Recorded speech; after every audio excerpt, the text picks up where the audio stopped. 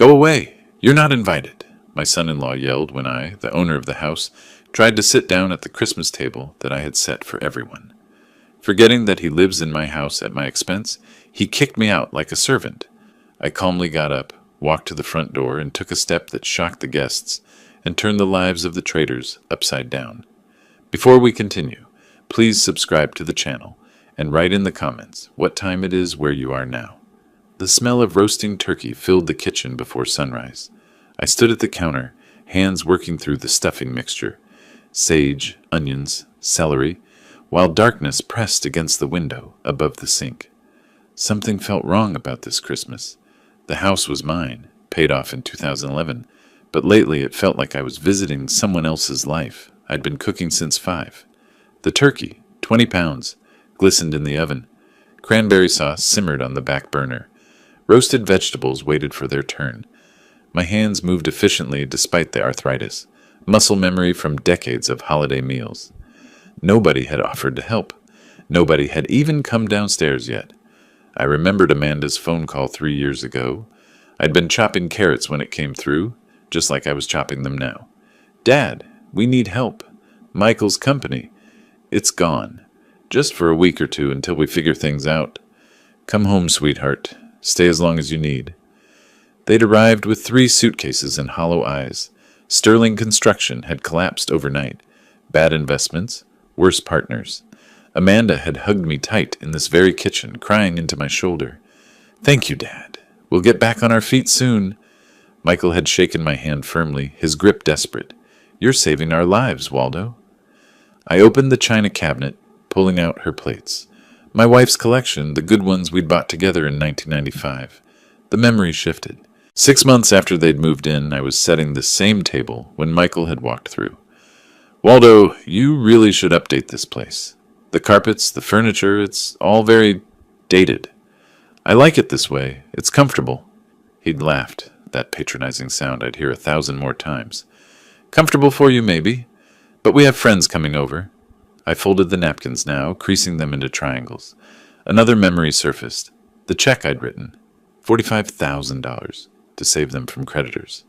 I still had the canceled check in my filing cabinet, dated February 2022. Amanda had cried with relief. "You're saving our lives, Waldo." Michael had clasped both my hands. "We'll pay you back for everything." The months had passed like water through a sieve. Month 12, I'd been watching the evening news when Michael took the remote from my hand.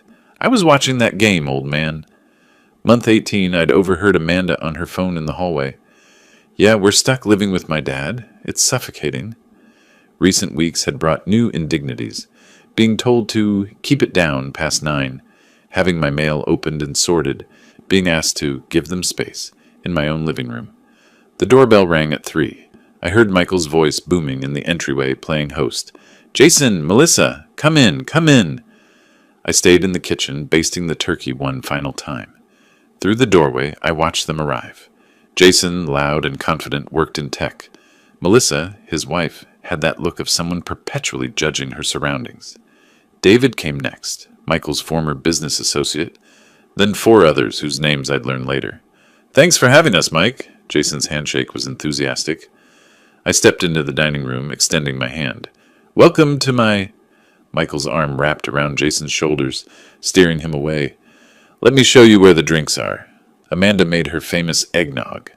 His eyes flicked toward me, dismissive. "That's just Amanda's dad. He's staying with us for the holidays." Staying with us. The words echoed. The inversion was complete.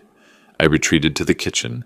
Through the doorway, I watched Michael pour my wine into my glasses, gesturing expansively about our plans for renovating the dining room. Amanda floated past, playing hostess, avoiding my eyes entirely. Jenny found me checking the oven temperature. My 15-year-old granddaughter leaned close, whispering, "Grandpa, why don't you tell them? Tell them this is your house." I patted her hand. "Sometimes, Jenny, you let people reveal themselves. Truth has a way of coming out. But it's not fair." I managed to smile. "No, it's not." The turkey emerged golden and perfect. 20 pounds of effort. I carried it through on the platter, every eye turning to admire the centerpiece. But they were looking at Michael. "Mike, this looks incredible. You've outdone yourself." Michael accepted the praise with a modest nod. "Thanks, man. Been working on it all day." I stood in the doorway, holding the empty platter, my jaw tight. Amanda set out dishes, arranging them just so. The perfect hostess in someone else's home. Mine. "Everyone, let's sit!" Michael gestured to the table. I'd set it for 12. 12 places, 12 napkins, 12 settings of china. As they took their seats, I realized what they'd done. The arrangement left no clear place for me. I stood at the edge of my own dining room, watching strangers fill my table. I'd sat at the head of this table for 26 years, bought it in 1998, carried it through that door with my own hands, refinished it twice, fed my family on it through births and deaths and everything between. I took a step forward. My hand reached for the chair back, the chair where I'd always sat. Every eye in the room tracked the movement.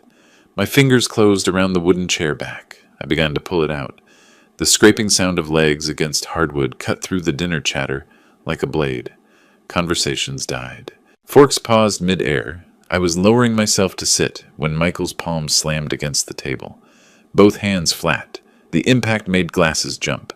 A napkin fluttered to the floor. He rocketed upward, chair scraping harsh behind him. "Get out!" His voice filled the room. "You're not invited. This is our family table." I stopped moving, halfway into sitting, frozen. Then I reversed the motion, standing fully upright. My voice came out quiet, calm. "Michael, did you forget whose house we're in?" The question hung there. Around the table, reactions bloomed like flowers in stop motion. Jason's fork stopped, halfway to his mouth. Turkey suspended. Melissa's eyes went wide, darting between Michael's red face and my calm one. David studied his plate with sudden intensity. Other guests froze mid-motion, a photograph of discomfort. Jenny half rose from her chair. "Dad, stop!" "Not now, Jennifer." Michael's voice had edges. "This doesn't concern you." "But, Grandpa?" "I said not now." Michael's face was crimson, neck veins visible. He leaned forward, palms still planted on my table. "In the house where we live. You're here on our terms, old man. Be grateful we tolerate you. Now go to the kitchen, or better yet, go for a walk. Adults are celebrating." "We tolerate you." The phrase was a knife between ribs. Silence dropped like a curtain. 5 seconds. 10. 15. Someone's breathing was audible. A clock ticked in the hallway. Distant traffic hummed beyond the walls. Michael gestured toward the kitchen, then toward the front door, movements sharp with dismissal, treating me like a servant or child. Amanda stared at her plate, wouldn't meet anyone's eyes. Her silence was its own betrayal, worse than Michael's words. Something settled in my chest. Not peace, clarity. I'd been making excuses for 3 years. They were struggling. They needed time. Family helps family. But this wasn't family anymore. These were strangers occupying my space, erasing my existence one dinner party at a time. I heard my wife's voice from 20 years back, fierce and clear. "Never let anyone make you small in your own home." I turned from the table, not hurried, not slow, deliberate. My footsteps echoed across the hardwood floor. I'd refinished myself in 2008, through the dining room archway, past the furniture I'd chosen, the photos I'd hung. Michael smirked behind me. I could feel it without looking. He thought I was complying, slinking away embarrassed. I stopped at the front door, placed my hand on the brass knob I'd installed 15 years ago, turned it, pulled. The heavy oak door swung open and December air rushed in, cold and clean and shocking. 40 degrees, maybe less. The rectangle of darkness outside seemed to expand, swallowing the warm yellow light from inside. I stood in the doorway and turned to face the room. "Everyone who is currently in this house and is not its owner, you have 5 minutes to leave. This is my house. I bought it in 1998. Michael, Amanda, take your things and go. Right now." Michael laughed, actually laughed, the sound harsh and disbelieving. "You're joking." But the guests were already standing, reaching for coats draped over chair backs, mumbling apologies. Jason squeezed Michael's shoulder. "Man, we should probably go." "No, sit down. He's bluffing. Ignore him." Melissa was already at the door, coat on. "Jason, come on. This is a family thing." "Yeah, we'll call you later." Jason followed his wife. They fled, all of them within 90 seconds. David nodded awkwardly as he passed. Thanks for, sorry. The others filed out in a stream of uncomfortable silence, avoiding eye contact. The door stayed open, cold wind pouring through. Then it was just the four of us. Michael remained standing at the table, but his confidence had cracks. You can't just kick us out. We live here. I stayed at the door, December wind at my back. You live here as my guest. Guess I'm now asking to leave. Amanda finally spoke, her voice breaking. Dad, please. This is insane. I looked at my daughter. Our eyes met for the first time that night. Amanda, you have a choice. Make it. We're not going anywhere. Michael's defiance was returning. You're a crazy old man. I reached into my right pocket, pulled out my smartphone. My thumb wasn't clumsy. I'd taught myself technology, stayed current. I unlocked the screen, navigated to the phone app. Michael's face went from red to white faster than a traffic light. Then I'm calling the police. You wouldn't. But his voice had no conviction. My thumb moved deliberately across the screen. 9. Pressed the digit. 1. Pressed again. 1. I lifted the phone to my ear. Michael stood frozen at my table, next to my china, in my dining room. Amanda had both hands over her mouth. Jenny watched everything with wide eyes. The line began to ring. My thumb completed the motion. The final digit pressed. The phone screen lit up. Calling emergency services. 1 ring. 2. A click. 911, what's your emergency? Michael laughed. Not nervous laughter, genuine mockery. The old man's completely lost it. Sit down, Waldo. Stop embarrassing yourself. I kept my eyes on the open door, cold December air rushing past me. Yes, I need assistance. There are people in my home who are refusing to leave after I've asked them to depart. The address is 2847 Maple Grove Drive, in the Land Park District. Amanda's laugh was shakier, uncertain. She was reading the room better than her husband. Are you in danger, sir? Are the individuals threatening you? No immediate danger, but they refuse to leave my property. I am the sole owner of this residence. Officers are being dispatched. Estimated arrival 12 minutes. Please stay on the line if you feel unsafe. I'll be fine. Thank you. The click of the call ending was the loudest sound in the house. Michael's laughter died like someone had cut its throat. The smugness melted off his face like wax near a flame. Color drained from red to white in seconds. Amanda screamed. Not words at first, just sound. Pure panic made audible. Then words came. Dad, what are you doing? This is us. Your family. Jenny started crying. Quiet tears, trying to make herself invisible in the corner. Michael's aggression returned, desperate now. You can't do this. This is our home. We have rights. I remained at the open door, December wind at my back. This is my home. You have exactly 12 minutes to gather what you can carry and leave, or explain to the police why you're trespassing. That word, trespassing. It made everything real. Michael looked around as if seeing the house for the first time. Really seeing it. Whose house was this? Dad, please, we have nowhere to go. It's Christmas night. Amanda's voice broke on the last word. That's why I'm giving you time to pack. I could have had you removed with nothing.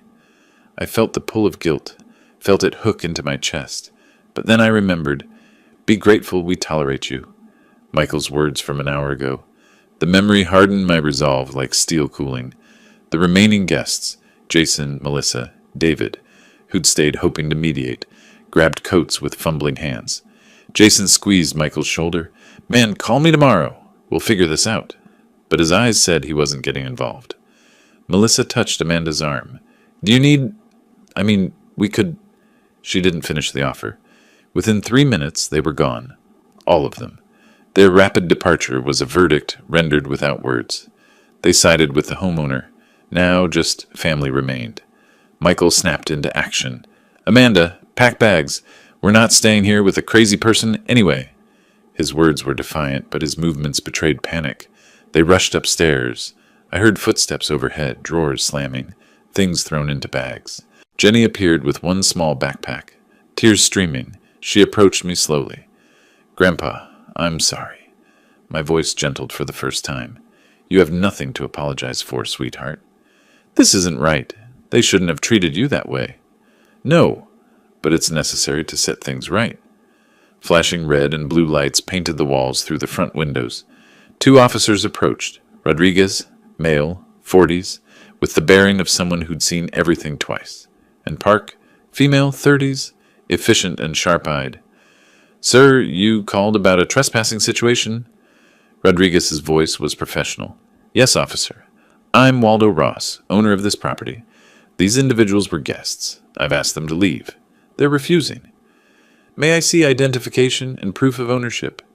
I had my driver's license ready. "The deed is in my office. One moment."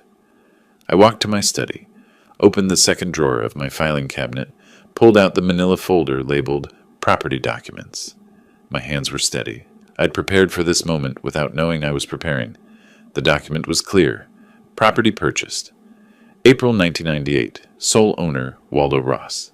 Officer Park studied it carefully. "And there's no lease agreement?" "No lease. They were family staying temporarily. That arrangement has ended." Michael and Amanda descended the stairs with hastily packed bags. They saw the police and froze. Michael tried to explain, words tumbling out. "Officers, this is a family misunderstanding. He's my father-in-law. We live here. This is our home, too." Rodriguez's expression didn't change. "Do you have documentation showing legal tenancy? Lease agreement? Rental receipts?" "No, but we've lived here 3 years. We have rights. Look up squatters' rights, or adverse possession." Officer Park was almost sympathetic. "Sir, adverse possession requires specific legal conditions and typically a much longer time frame. This is private property. The owner is asking you to leave." "But we're family," Amanda's voice cracked. Rodriguez looked at me.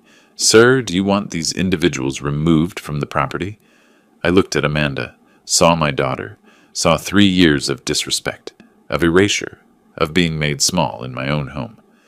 "Yes, officer, I want them to leave. They don't have permission to be here." "You need to vacate the premises now," Rodriguez said to them. "Take what you have with you. You can arrange to collect remaining belongings later through civil means." Michael's face twisted with rage and humiliation. Amanda clutched her bag, mascara running in black tracks down her cheeks. Jenny stood small and scared, holding her single backpack. They filed past me. Michael hissed as he passed, voice low and venomous. "You'll regret this, old man." "I regret many things, Michael. This isn't one of them." They moved down the walkway toward the street, police car lights still flashing. I could see neighbors' curtains twitching in windows up and down the block. Michael turned back, mouth opening to shout something. "Keep moving, sir." Rodriguez's voice was firm. They kept moving. The night passed in fragments. I didn't sleep well, not from regret, but from the unfamiliar quiet. No footsteps above my head. No midnight arguments through the walls. No shower running at 6 in the morning. The silence was louder than noise had ever been. I woke at dawn, the house mine again. I walked through each room systematically. Master bedroom to hallway to the guest rooms where they'd stayed. Bathroom, kitchen, living room, dining room. Small details revealed their absence. Jenny's hairbrush gone from the bathroom counter. Michael's construction magazines missing from the living room coffee table. Amanda's coffee mug not in the sink. But the dining room table still held the abandoned Christmas dinner. Turkey cold and congealing. Vegetables untouched. The plates I'd set so carefully now monuments to waste. I didn't clean yet. Just observed. The house told last night's story in physical language. At 8, I made my first decision. The locks had to change. I didn't trust Michael not to return, use his key, take whatever he wanted. I called Sacramento, lock and key. "I need all exterior locks changed, today if possible." "We can be there by 10. 3 doors, emergency service, that's $450 total." "Do it." I used the waiting time productively. In my study, I pulled out my personal ledger. I'd been tracking everything, an insurance man's habit. Numbers don't lie, and I wanted the truth in black ink. The memories came with the entries. March 2022. The first entry, $45,000. Sterling construction debt repayment. I remembered that phone call, Amanda crying. "Dad, they're going to take everything." Michael desperate, but trying to maintain dignity. "You're a lifesaver, Waldo." Not Dad, never Dad. Always Waldo. I'd written the check that same day. Michael had promised repayment within 2 years, with interest. The check cleared. The creditors backed off. The promise evaporated. July 2022. $8,000. Bankruptcy legal fees, Morrison and Associates. Michael couldn't afford the lawyer to properly dissolve his company. I paid directly. Sat in that downtown waiting room while he signed papers. Amanda afterwards. Thank you, Daddy. She'd called me Daddy then, but the smaller costs added up worse than the large ones. I flipped through monthly expenses. Electricity jumped from $150 to $300 after they moved in. Water from $50 to $130. Gas, internet, groceries, all climbing. I fed 4 people, not one. Approximately $1,500 extra monthly, times 36 months, roughly $54,000 in living expenses, plus the documented cash, $53,000. Total somewhere between $107,000 and $114,000. I rounded it in my mind to $78,000 documented cash and $30,000 in living expenses. Either way, the number was staggering. I traced the gratitude timeline with my finger. First 6 months, frequent thanks. Months 6 through 12, less frequent. Year 2, appreciation became expectation. Year 3, criticism replaced gratitude. The last 6 months, not a single thank you. At 10 sharp, a white van pulled up. Sacramento lock and key logo on the side. Ted introduced himself, carrying a toolbox and looking professional. You want complete replacement, not rekeying? That's more expensive. I want new hardware, everything new. He whistled softly. Somebody you don't trust with a key? Something like that. Say no more. I see this a lot. Divorce? Family, which is worse. He worked efficiently. 45 minutes for all 3 doors. I watched each old lock come off, each new one go on. Symbolic rebirth. The new keys were shiny brass, unused. Only I would have copies. At 11, my phone rang. Amanda's name on screen. I considered not answering. Let it ring once, twice, 3 times. Answered. Dad, please, let us come back. We have nowhere to go. Her voice was raw, exhausted, desperate. I kept mine measured. Where did you spend last night? Hesitation, shame in the silence. In the car. Walmart parking lot, on Florin Road. I felt it then, a sharp pang of guilt. My daughter slept in a car on Christmas night, but then I heard Michael's voice in my memory. Be grateful we tolerate you. That's unfortunate. What's your plan now? We don't have money for a hotel. Michael's credit cards are maxed. I have $200. She was giving me every piece of information designed to trigger sympathy. I recognized the manipulation even as I felt its pull. We made a mistake. People make mistakes. 3 years of mistakes, Amanda. I'm done funding them. Think about Jenny. She's 15. I'm thinking about Jenny. I'm thinking about what lesson you're teaching her. What are we supposed to do? Her voice rose to a wail. What you should have done months ago. Find jobs. Find housing. Be adults. I hung up. My hand shook slightly, the first real sign of emotional cost. I set the phone face down on the table. Finality in that simple motion. I needed to talk to someone. I called Harold Patterson, my neighbor 3 houses down. Retired real estate attorney. We'd played chess every Thursday for a decade. He arrived within 15 minutes, 2 coffee mugs in hand. We sat on my back porch. December morning sun was weak, but present. I saw the police car last night, he said. Figured you might need coffee and conversation. You're a good friend, Harold. 20 years of chess matches. I know when you need an opening gambit and when you need an endgame strategy. This feels like endgame. I recounted everything. Christmas dinner, the insult, the eviction. Harold listened without interruption. A lawyer's habit? When I finished, he was quiet for a moment. Waldo, you did everything right, legally and morally. Then why do I feel guilty? Because you're a good man. Good men feel guilt, even when they're justified. He set down his mug. But Waldo, be prepared. They're going to come at you. What do you mean? They'll try to sue, claim tenancy rights, maybe try for adverse possession, even though they have no case. On what grounds? Desperation. Michael's the type who needs to win, even when he's clearly wrong. Harold leaned forward. Do you have documentation? Proof you paid for everything? Every check, every receipt. I keep records. He smiled. Of course you do. You're an insurance man. You document everything. His expression turned serious. Get a lawyer. A good one. Not when they sue. Now. Be proactive. I know someone. Robert Morrison. We go back 20 years. Call him today. The sun warmed the porch. Harold's coffee mug sat on the table between us. My phone lay within reach. I picked it up, scrolled to contacts, found Morrison's name. My thumb hovered over it. The next phase was beginning. The week that followed moved like a chess game. Quiet moves, careful strategy. I spent my days in the reclaimed silence of my house, and my nights planning the next phase.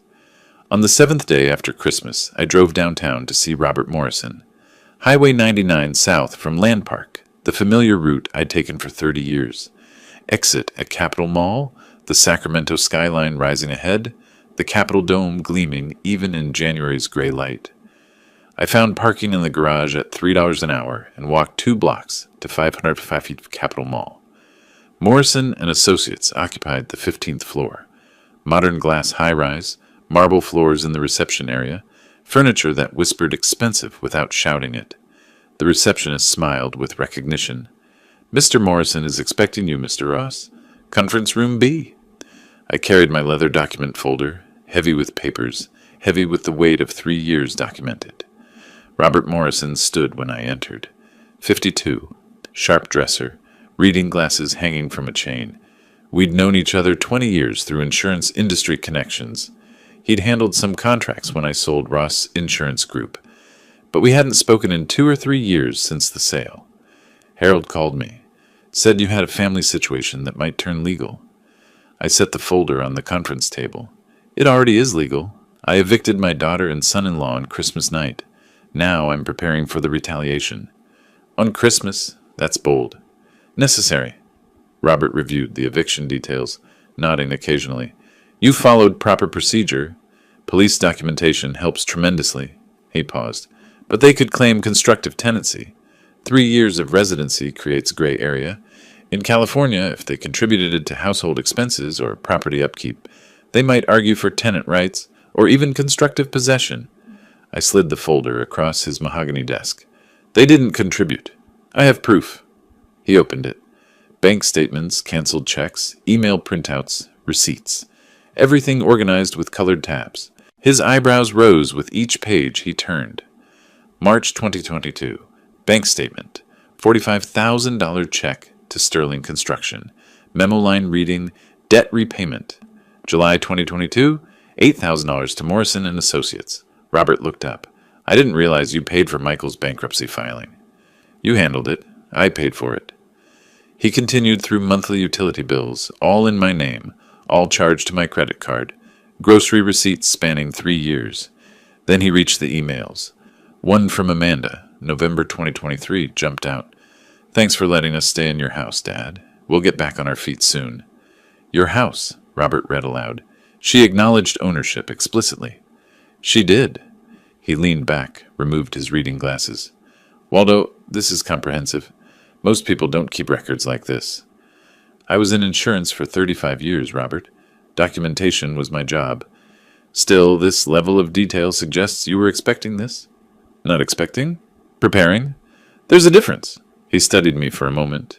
With your resources, we can fight anything they throw at you. Though honestly, on a fixed pension... I'm not on a fixed pension, Robert. He paused. What? Ross Insurance Group. I sold it in 2020. You handled part of the transaction. I watched his memory engage. That sale was $2.3 million.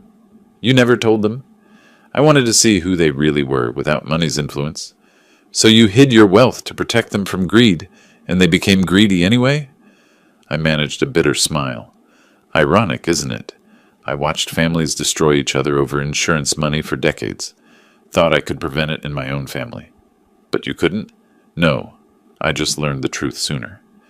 Robert shifted gears. Lawyer mode fully engaged.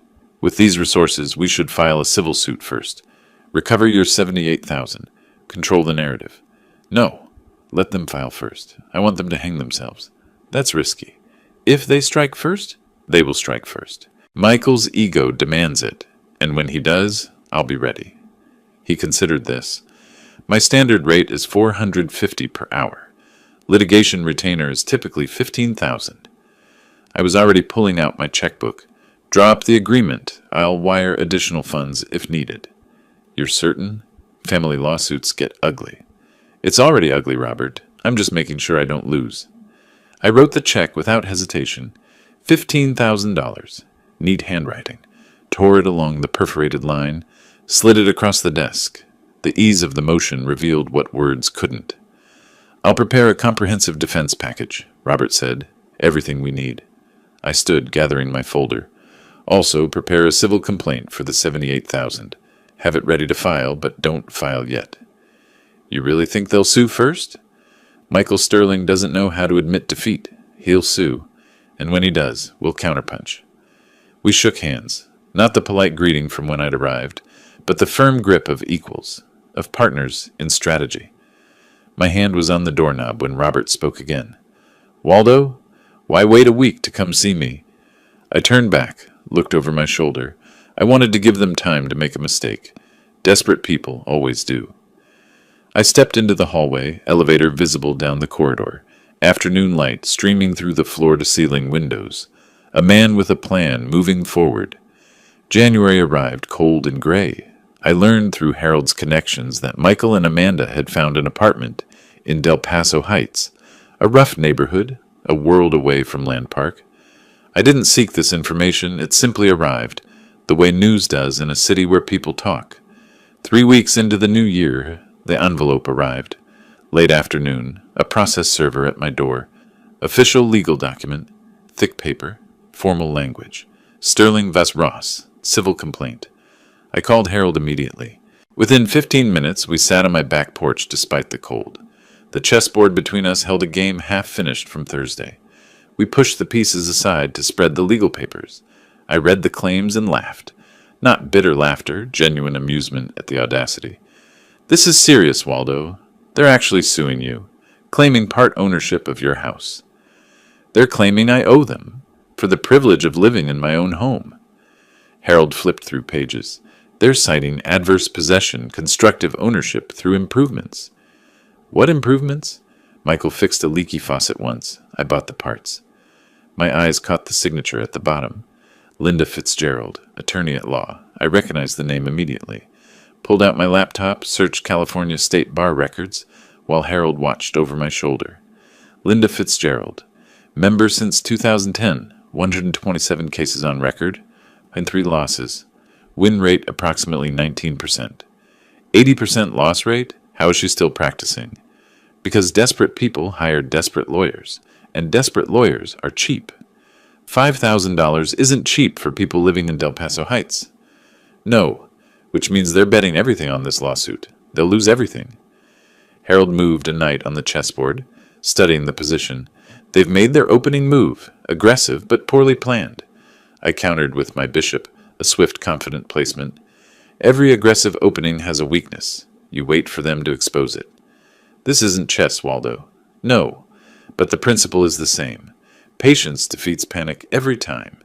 I called Robert Morrison, put him on speaker so Harold could hear. Got the filing, Robert said. Linda Fitzgerald sent a courtesy copy. It's ambitious. That's generous. I'd call it delusional. Adverse possession requires 5 years minimum in California. They lived there 3. It's dead on arrival. When's the hearing? Judge Williams set it for February 12th. Preliminary hearing to determine merit. Harriet Williams, I know that name. Tough reputation. She doesn't tolerate frivolous claims. This should be quick. The weeks until the hearing crawled by with the same cold determination as January itself. I maintained my routine, chess with Harold, walks through Land Park, preparing for whatever came next. Amanda called once more. I let it go to voicemail. Dad, please drop this. We can work this out. Please. Her voice was broken, exhausted. I listened once, deleted it, felt nothing. February 12th arrived gray and cold. Sacramento County Superior Court, 729th Street, an imposing building downtown. Robert and I arrived at 8:45 for the 9 o'clock hearing. Security screening, metal detectors, elevator to the 4th floor, Department 42. The courtroom smelled of wood polish and old law books. California State SIL above the bench. Judge Williams' nameplate gleaming brass. Michael and Amanda were already there with Linda Fitzgerald. First time I'd seen them since Christmas night. Michael wore a cheap suit, ill-fitting, probably borrowed. He hadn't shaved well. Dark circles shadowed his eyes. Amanda wore business casual from Target or Walmart, her hair less styled than I remembered, makeup minimal. Jenny sat between them, looking miserable. Linda Fitzgerald carried an overstuffed briefcase, papers threatening to spill out. She looked harried and unprepared. Michael saw me, his face flushed immediately, pale to pink to red to nearly purple, like watching a sunset reflected in anger. Amanda looked away, wouldn't meet my eyes. Jenny gave a small, sad wave. I nodded back. All rise. Department 42 now in session. Honorable Harriet Williams presiding. Judge Williams was an African-American woman in her 60s, gray hair in a professional bun, reading glasses on a chain. Her expression suggested she'd seen every type of foolishness courts could offer. She took the bench, reviewed the file briefly. I've reviewed the complaint and response. Let's get straight to it. Ms. Fitzgerald, your clients are claiming what, exactly? Linda stood, fumbling with papers. Your Honor, my clients resided at the defendant's property for 36 months. They established adverse possession through continuous occupancy. Adverse possession requires 5 years minimum in California. Your clients lived there 3 years. Explain the discrepancy. Well, Your Honor, there's also constructive ownership through improvements made to the property. What improvements? Documented how? My clients will testify to household repairs and general upkeep. Judge Williams cut her off. Testimony alone doesn't establish ownership, Ms. Fitzgerald. Do you have receipts, contractor invoices, bank statements showing these improvements? Testimonial evidence should be sufficient to establish. Not in my courtroom. Next argument. Robert Morrison stood, calm and prepared. Your Honor, I have comprehensive documentation. Bank statements showing Mr. Ross paid every household expense for 36 months. He slid exhibits across to the clerk. Additionally, email evidence from November 2023, where plaintiff Amanda Ross Sterling explicitly acknowledged this as Dad's house. Her words. He connected his laptop to the courtroom projector. Amanda's email appeared on screen, visible to everyone. Thanks for letting us stay in your house, Dad. Michael's purple face deepened. Like an overcooked beet, I thought. Judge Williams reviewed the document silently for 2 full minutes. Then she removed her reading glasses. I've seen enough. Ms. Fitzgerald, your clients have no case. Adverse possession requires 5 years. No lease existed. No rent was paid. No ownership was established. This is clearly a family dispute, not a property claim. Motion to dismiss, granted. Case dismissed with prejudice. Linda tried once more. Your Honor, if we could have an extension to gather additional...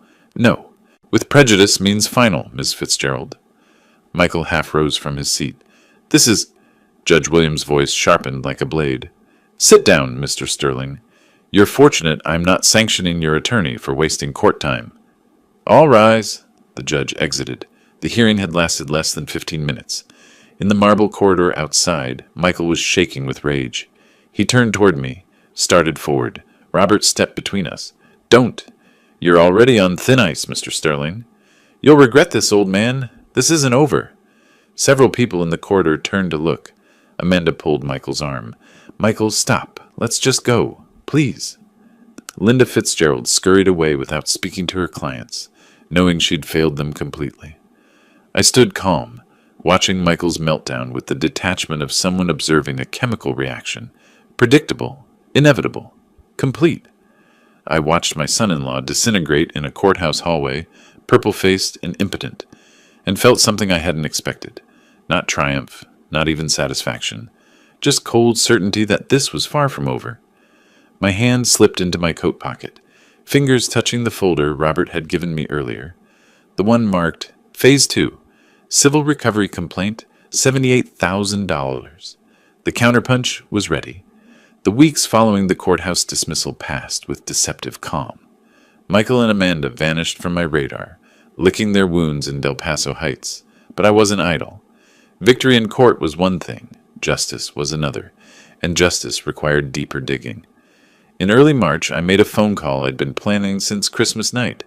I'd spent 35 years in insurance. I knew how fraud worked, and I knew Michael. Court victory stopped their claim, but didn't recover my losses. Michael was judgment-proof, no assets, no income, already drowning in debt. A civil suit might win me a judgment I'd never collect, but if I couldn't get money back, I could ensure consequences found him. I called Thomas Richardson, former colleague from the insurance industry. He worked for California Department of Insurance, Fraud Investigation Division. We hadn't spoken in 18 months, but maintained cordial professional ties. Thomas, it's Waldo Ross. How's retirement treating you? Still a year away, Waldo. Counting down. Let me buy you lunch then, before you escape. The firehouse work for you? Haven't been there in months? Tuesday? Perfect. Noon. Tuesday arrived cold and clear. The firehouse sat at 1114 2nd Street, downtown Sacramento, upscale enough for professional lunches. I arrived first, always did, control tactic, and secured a quiet corner table. Thomas arrived at noon, sharp. 58, gray hair, bureaucrat's careful manner. We covered weather, mutual acquaintances, his approaching retirement. I waited until after entrees arrived to mention Sterling Construction. Cut my steak, took a bite, chewed, swallowed, then reached for my water glass. Remember that construction company that went under a few years back? Sterling Construction? Thomas paused mid-bite, thinking, Sterling? Yeah, that rings a bell. We had some complaints on them. Complaints? What kind? Insurance fraud allegations, inflated damage claims. We started investigating, but the company went bankrupt before we could build a case. So the investigation just stopped. Usually does when there's no business entity. We moved to active cases. The seed was planted. Investigation abandoned, not resolved. After lunch, I returned home and began researching. Sacramento County business records, bankruptcy filings, all public information. Found Kevin Torres listed as 25% partner in Sterling Construction, LLC. Further digging, Kevin now worked as foreman at Davidson Brothers Construction. I called Davidson Brothers, said I was an old friend of the family, got Kevin's cell number from a helpful receptionist. That evening, I made the call. Kevin Torres? My name is Waldo Ross. I'm Michael Sterling's former father-in-law.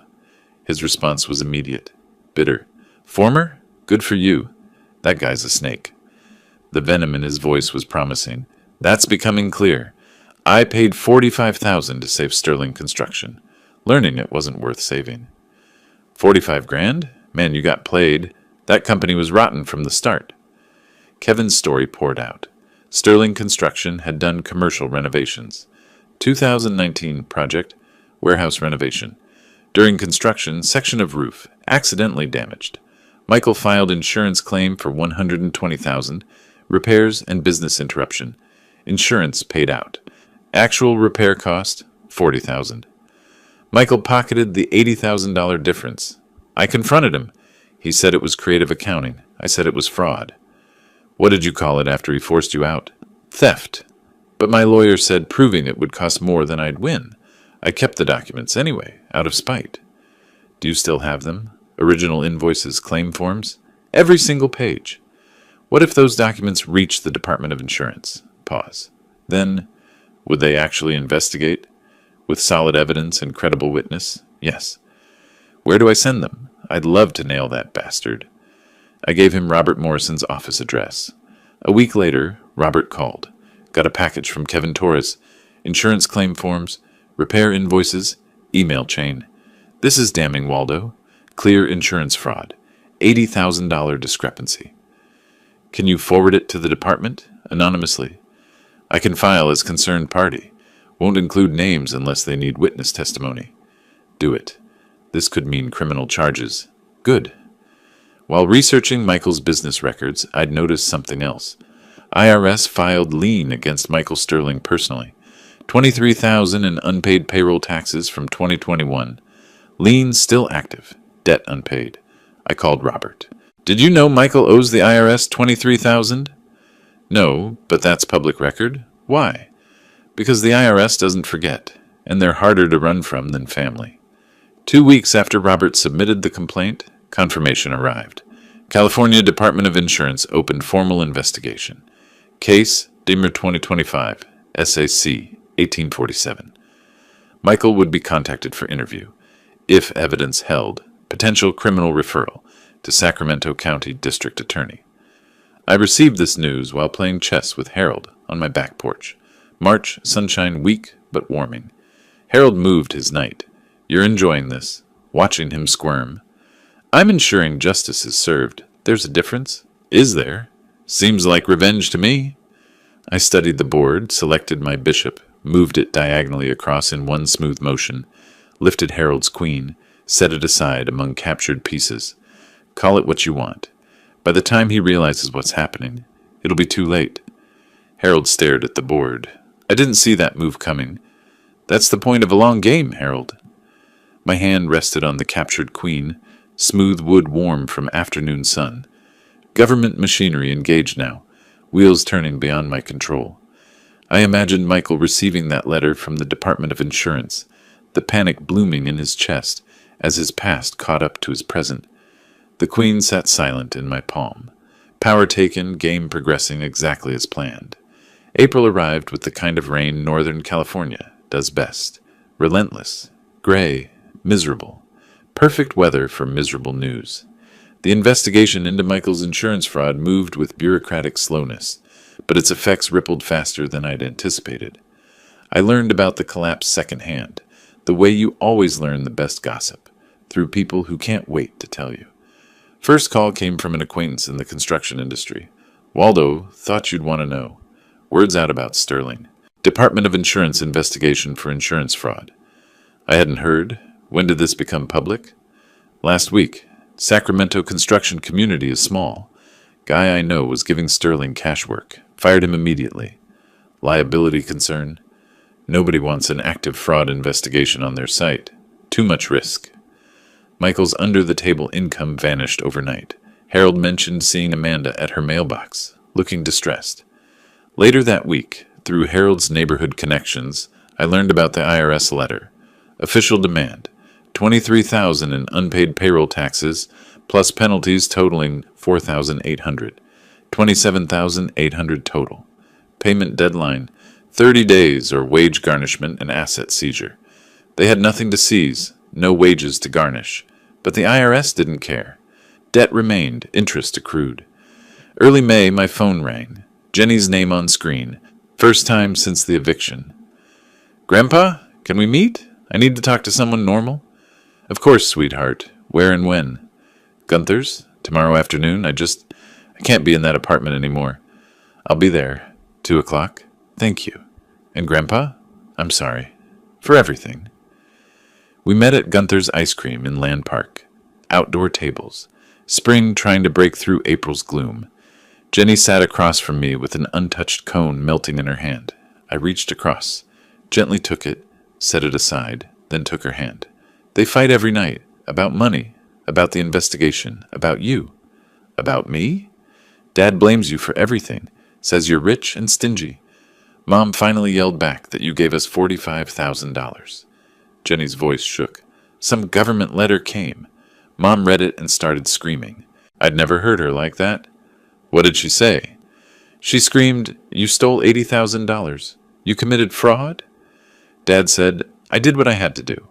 Mom said, "You destroyed us. My father threw us out because of your crimes." Dad said, "Your father could have helped us instead of keeping score." Mom said, "He gave us everything and you threw it in his face." First time Amanda assigned blame correctly. Not to me, but to Michael, Jenny continued. Creditors call constantly, sometimes 10 times a day. 6 different credit cards, all maxed. $35,000 total. They scream at each other until neighbors pound on the walls. Through Jenny's account, I assembled the picture. Amanda genuinely hadn't known about Michael's fraud. Her confrontation with him was real. Shock, betrayal, rage. But Michael deflected, still blamed me for not giving them more. The irony, he was right about my wealth, wrong about everything else. The Land Park community learned the full story through social media. Helen Martinez, Neighborhood Association president, posted on Facebook without naming names. Some people don't value kindness until it's gone. Seeing someone treat their elderly parent like a servant, then act shocked when there are consequences. That's not misfortune. That's karma. 140 likes, 50 comments. Several tagged it in ways that identified Amanda. She was still in the Land Park Facebook group. She saw it. Public shame in the community where she grew up. Jenny reported Amanda crying in the bathroom frequently. avoiding grocery stores where neighbors shopped, unfriending people on social media. Her support system, father, old friends, gone. Isolated, ashamed, trapped with a man she now resented. Early June, text from Jenny. They're getting divorced. Mom filed papers today. I don't know what happens to me. I'm scared. I called Robert Morrison. My daughter is divorcing Michael. Does that affect our strategy? You're going to sue her too? Your own daughter? I'm going to recover what's owed. She made her choices. Pause. All right, your call. Through Robert's connections, I learned the divorce details. Michael kept his 2008 Ford truck, worth $3,000, owing $5,000. Amanda kept her 2012 Honda, worth $4,000, owing $2,000. Credit card debt split 50-50, $17,500 each. IRS debt split, $13,900 each. Legal fees outstanding, $1,000 each. Each walked away with approximately $32,000 in debt, minimal assets. Neither had income to pay any of it. Bankruptcy looming for both. Harold and I sat on my back porch one evening watching the late spring sunset. You've destroyed them financially. Both of them. I've done nothing. Michael destroyed himself. And Amanda? She's your daughter. She chose him over me. Chose silence over honesty. Chose comfort over integrity. Can you live with that? I was quiet for a moment. Can I live with them treating me like a servant in my own home? Yes, I can live with justice. Through various sources, I had the complete picture. Michael, unemployed, under criminal investigation, divorced, $32,000 in debt, living in a studio apartment. Amanda, working part-time retail, divorced, $32,000 in debt, sharing an apartment with a coworker. Jenny, staying with Amanda, refusing to see Michael, emotionally traumatized. Both filed for bankruptcy in June, but bankruptcy wouldn't erase IRS debt or potential restitution from fraud conviction. Late June evening, email arrived from Robert Morrison. Subject line, DOI investigation update. Harold watched from behind my shoulder as I opened my laptop. The cursor hovered over the email. More bad news for them? Justice isn't bad news, Harold. It's just news. When does it end? My finger moved to the trackpad. When the scales balance. I clicked. The email began to load, text appearing line by line on screen. Harold leaned closer, reading. I felt the weight of what was coming.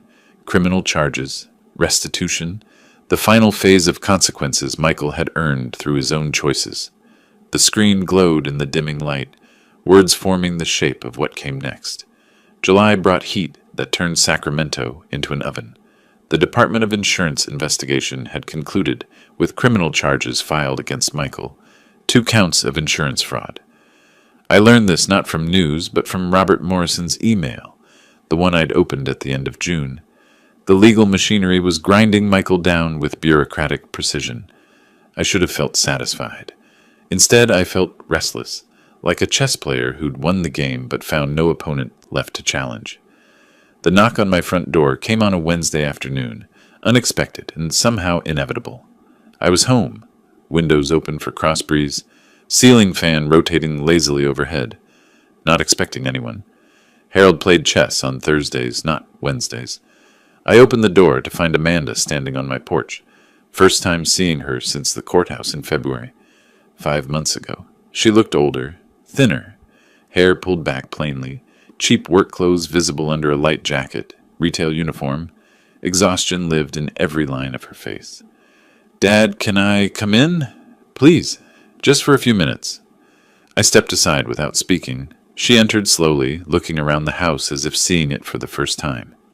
Noticed things had changed. I'd redecorated slightly, made the space mine again.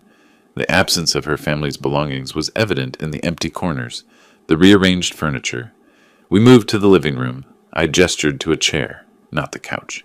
Maintaining distance, sat across from her, waiting. The silence stretched. She struggled to begin. I didn't help, didn't make it easier. Finally, "Dad, I'm so sorry. For everything." She'd rehearsed this, but emotion broke through practiced words. "I was blind. Michael manipulated me, but that's not an excuse. I let him treat you terribly. I stayed silent when I should have spoken up." Her voice caught. "I chose comfort over integrity. I chose him over you. and I lost everything that mattered. I listened without interrupting. Part of me saw my little girl, the daughter I'd raised, now broken and seeking forgiveness. Another part remembered Christmas night, her silence at that table, years of being invisible in my own home, the pull of fatherhood versus the demand of justice. My hands gripped the chair arms, jaw tight. She continued, "I'm not asking you to take me back. I'm not asking for money or help. I have a job now. Retail, minimum wage, but it's mine. I'm figuring things out." She met my eyes. "I just needed you to know. I understand what I lost. I understand who you were trying to be for us. You gave us everything, and we threw it back at you." This clarity, this acknowledgement without asking for rescue, affected me more than tears would have. After she left, promising nothing, asking nothing, I called Harold. He came over immediately, found me on the back porch, staring at nothing. She apologized. She understands now. "What did you say to her?" "Nothing. I didn't know what to say." "Do you want to forgive her?" I want to forgive her. But every time I start to soften, I remember the years, the silence, the contempt. Harold's wisdom settled over us like evening light. Forgiveness doesn't mean erasing consequences. She can be forgiven and still face what she's done. Over the next few days, my decision crystallized. I'd been holding the civil complaint since February. Robert had prepared it, never filed. Time to file. Not from revenge, but from justice. They'd taken from me financially and emotionally. They must repay what could be repaid. Forgiveness could coexist with accountability. I called Robert Morrison. "File the complaint.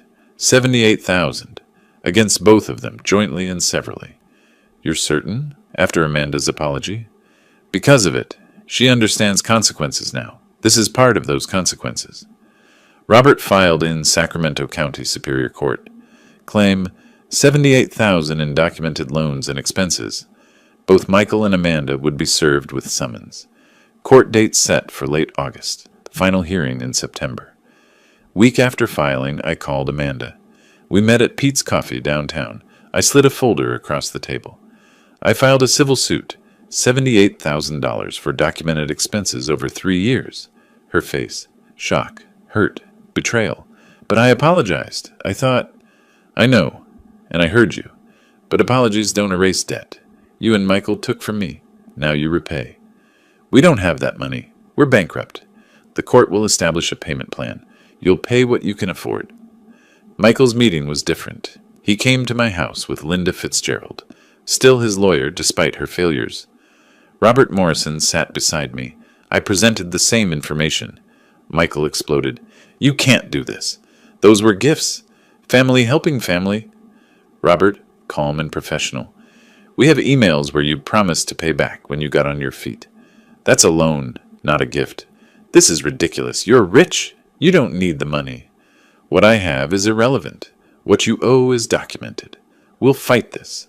You'll lose. Again. But that's your choice." That evening, Amanda called.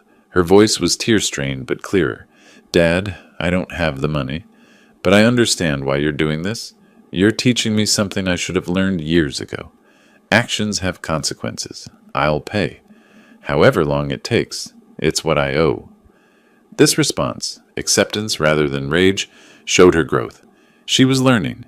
I could forgive someone who accepted consequences. Alone that night in my study, I looked at Amanda's childhood photos on the shelf. Hadn't looked at them in months. Realized punishment served justice, but accountability could serve redemption. The $78,000 might take years to repay, but the process taught the lesson. Harold's voice in my head. Forgiveness doesn't mean erasing consequences. My own thought added, but consequences can teach what forgiveness alone cannot. The notice arrived in late August. Final hearing scheduled September 15th, 2025, 9 a.m., Judge Harriet Williams presiding. I set it on my desk, next to the chess set where Harold and I had left a game unfinished. Picked up the white queen piece, examined it. Harold's voice from the doorway startled me. "Ready for endgame?" I didn't turn around. "It's not about winning anymore, Harold. It's about finishing well." I set the queen back on the board, fingers resting on the smooth wood, feeling the weight of what came next. September 15th arrived with the kind of clarity Northern California reserves for autumn. Sharp air, golden light, the sense of things ending and beginning simultaneously. I dressed carefully that morning, not for vanity, but for ritual. The navy suit I'd worn to close the sale of Ross Insurance Group 5 years earlier. The watch my late wife had given me for our 20th anniversary. The cufflinks that had belonged to my father. Armor made of memories. By 8:30, Robert Morrison's Mercedes was in my driveway. We drove to Sacramento County Superior Court, 729th Street. Same building as February's dismissal, different department, Department 28, Civil Division. Same security screening, same elevators, but different feeling. This time I wasn't defending. I was seeking justice. Amanda sat alone on a hallway bench, retail uniform under her jacket. Michael stood separately with Linda Fitzgerald, looking defeated. Jenny offered me a small wave. I nodded back. All rise. Department 28 now in session. Honorable Harriet Williams presiding. Judge Williams entered, took the bench, reviewed the file. Recognition crossed her face. Mr. Ross, Mr. Sterling, Ms. Ross Sterling. We meet again, this time for civil recovery. Her tone carried wry weariness. She'd presided over our family's destruction. I've reviewed the evidence. Let's proceed efficiently. I believe we all want closure. Robert Morrison presented methodically. Bank statements, canceled checks, receipts, emails. Timeline, March 2022 through December 2024. Total documented $78,000. Amanda's email projected again. Thanks for letting us stay in your house. Michael's text, we'll pay you back within 2 years. Linda Fitzgerald had nothing to rebut. Before ruling, Judge Williams said, I understand that there's a related criminal case? Linda stood. Yes, Your Honor. Mr. Sterling has accepted a plea agreement. 2 years probation, community service, restitution to the insurance company. $80,000? Yes, Your Honor. Relevant to his ability to pay in this matter. Judge Williams removed her reading glasses, looked directly at the defendants. You lived in Mr. Ross's home for 3 years. Paid no rent. Contributed nothing to household expenses. Promised repayment. The evidence is overwhelming. She paused. Judgment for plaintiff in the amount of $78,000. However, you're both judgment-proof. Bankruptcy filings, no assets, minimal income. Payment terms, $500 per month each, $1,000 total monthly until paid in full.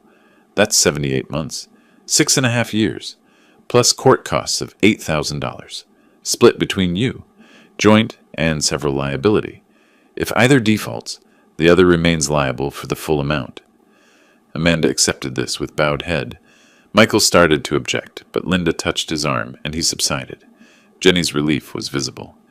Mr. Ross, you've been patient and thorough. Justice is served. Judge Williams looked at the defendants. Use this time to rebuild. 6 years is opportunity for change. In the corridor afterward, Michael walked away immediately, hunched and broken. Amanda hesitated, then approached with Jenny beside her. Robert stepped aside, giving us space. Dad, I deserve this. We both did. All of it. Her voice was steady. No tears left. You taught me something I couldn't learn any other way. I didn't value what I had. I took you for granted. This judgment, the payments, the years, that's fair. That's justice. It's not about punishment, Amanda. It's about accountability. I know that now. I was a terrible daughter. But maybe I can be better. Starting now. Michael stood by the elevator. He turned, took 2 steps closer, mumbled, Sorry for everything. But his eyes were down, voice flat, no real remorse, just going through motions. He entered the elevator. Doors closed. Last sight of him. Jenny stepped forward, hugged me. First physical contact in 9 months. Grandpa, I understand why you did this. All of it. Thank you for showing me what standing up for yourself looks like. I held her. You can always visit me, Jenny. To Amanda. With your permission. Of course. You're her grandfather. She needs you. First acknowledgement of potential reconciliation. I forgive you, I told Amanda. But forgiveness doesn't mean forgetting. Trust is rebuilt over years, not moments. You'll make your payments. You'll live your life. And we'll see who you become. That's fair. That's more than fair. When you're ready, when you've shown you've changed, we'll talk. Really talk. I'll be ready. however long it takes. We didn't embrace, not yet, but there was understanding between us. Robert drove me home. We were quiet until he said, "You did what you set out to do." Did I? I'm not sure what I set out to do anymore. You got justice, your home back, your dignity. I got accountability. Whether that's justice, time will tell. We arrived at 2847 Maple Grove Drive. I looked at my house. It was completely mine again. That evening, Harold came over for chess. We sat on the back porch in golden September light, mint tea steaming between us. The game was nearly over. I had clear advantage. Did you get what you wanted? I considered. I got my peace back, my home, my dignity, and they got a lesson they'll remember for the rest of their lives. 6.5 years of payments.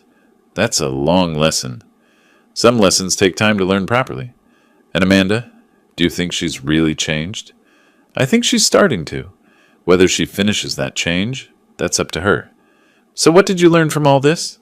I moved my bishop across the board, that the best revenge isn't destroying someone, it's showing them the truth about themselves. Michael saw his fraud, his manipulation, his refusal to take responsibility.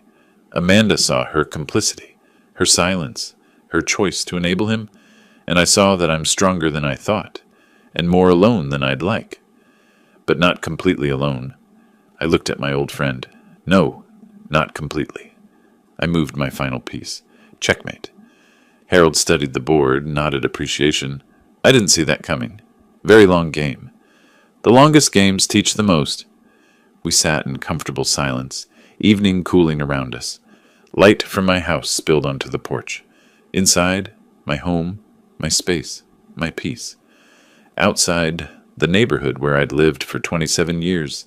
Everything the same, everything different.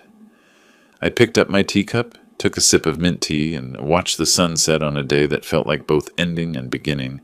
The game was over. I had won. But more importantly, I had survived with my integrity intact. That, I decided, was the real victory. If you like this story, please like this video, subscribe to the channel, and share your impressions of this story in the comments. To listen to the next story, click on the box on the left. Thank you for watching.